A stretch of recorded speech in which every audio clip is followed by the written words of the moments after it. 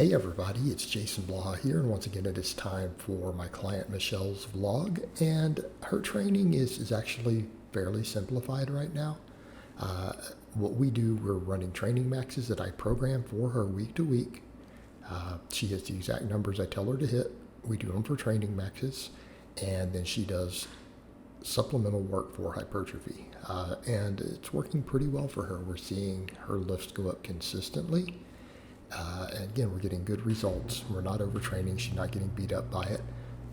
So you saw a 160-pound bench press there at the start. And what I'm going to do for these vlogs is I'm going to show all of her supplemental work only once. And the reason for it is these vlogs end up being about 10 minutes anyways, but I'll put all of her training maxes up.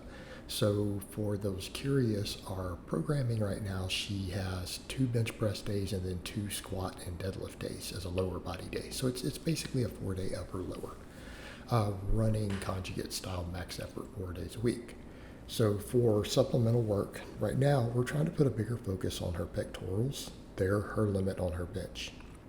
So at this point, I'm having her do both a pause bench for sets of 10 and dumbbell work afterwards. Our logic behind that is, again, maximizing chest development in the sense that we do a big barbell lift, and then we're following up with a dumbbell exercise, and we're taking our total volume up a little bit higher. We're making it a priority. And then her supplemental work outside of that tends to be just shoulder work, chin-ups, pull-ups, and then some triceps.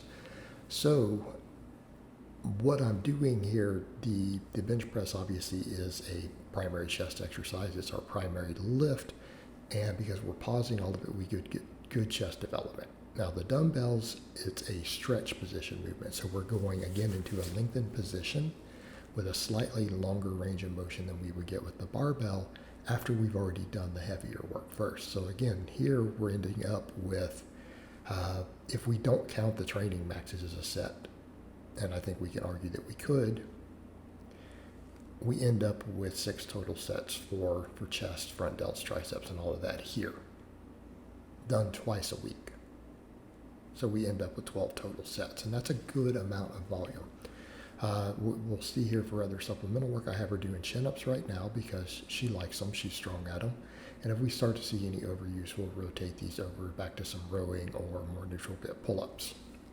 And I like to program a lot of rows, but in her case, she's good. She's strong at pull-ups and chin-ups.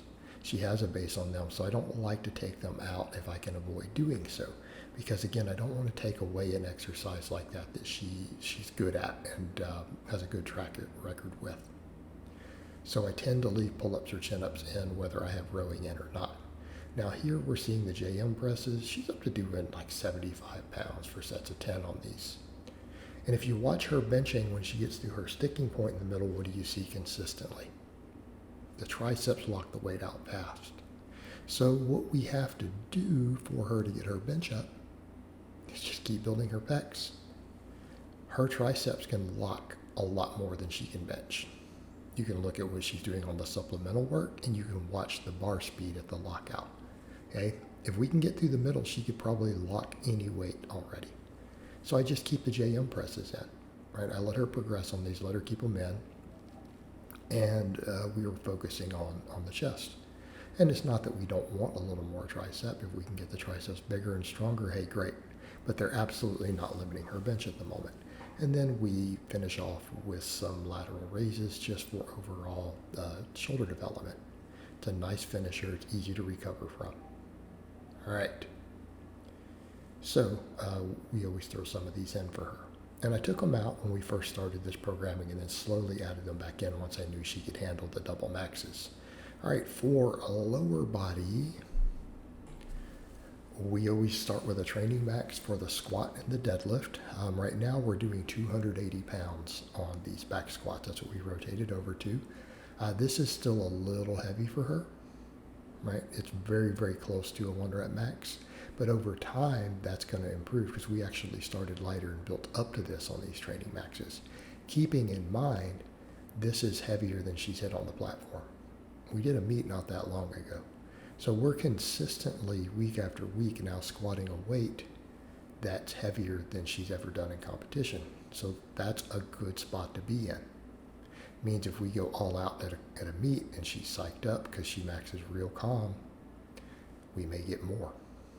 All right, the deadlifts, we're doing 330. I don't know that I want to increase this for her for a while, simply because if we can keep pulling 330 consistently in the gym right after squatting, calmly like this, we're in a good spot for competition. Because again, she broke state record on the deadlift at her last meet, and I think she hit like 319 to break the state record.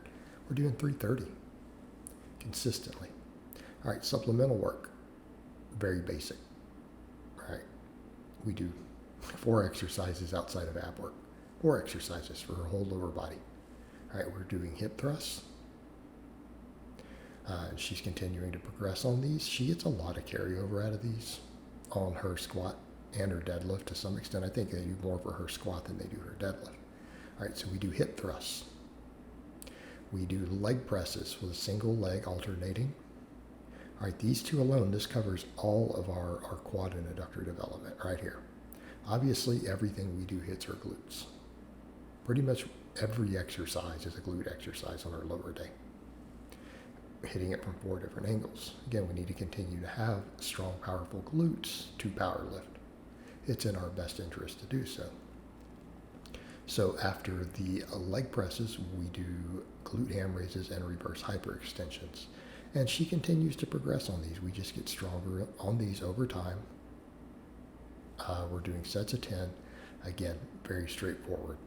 I have her do all of her supplemental work here based upon basically rate of perceived exertion.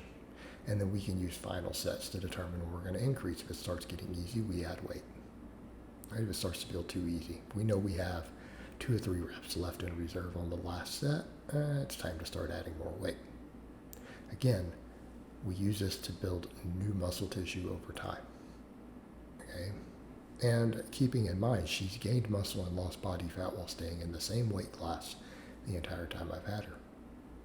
So we have pretty much recompositioned. And I'm not saying everyone's going to be able to do that, but in her case, this is what we have done.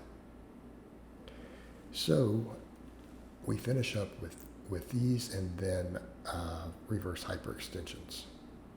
So she does the glute ham raises weighted because she can. Her hamstrings have gotten considerably stronger over time. They're going to continue to get stronger. Reverse hyperextensions, I think everyone knows why I like these. But I don't think there's much else to say in this vlog. You guys can just watch the footage. You're going to see the reverse hypers, and then you'll see her other 3 training maxes for the week. We just went ahead and used the same weight for both workouts. So I hope it has been informative, and I'll talk to you guys next time.